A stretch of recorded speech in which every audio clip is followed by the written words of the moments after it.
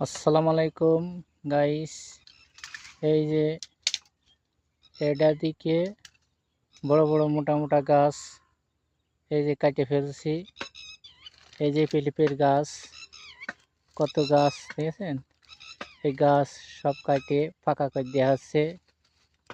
তো আমাদের এলাকায় হলে কত টাকায় এই গাছ বিক্রি হইতো, অনেক টাকার বিক্রি হইতো। তো এই গাছগুলো আমরা ধরো এইভাবে কাটে দিচ্ছি, এইভাবেই পড়ে থাকবে, এটা কেউ নেবও না।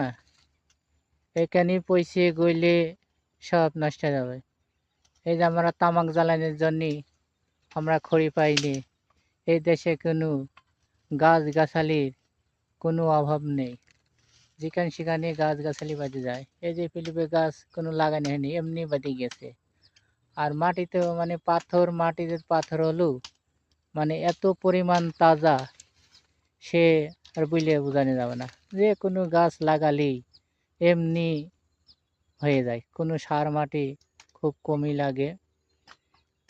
তে আমার মন বলছে এ দেশে তামাক লাগা, তামাক লাগিয়ে খড়ির কোনো বিকল্প নেই তামাক জ্বালানির।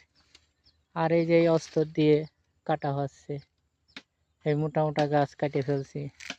ওই যে একজন কাটছে, হাই তাই যদি হাতি চোকর,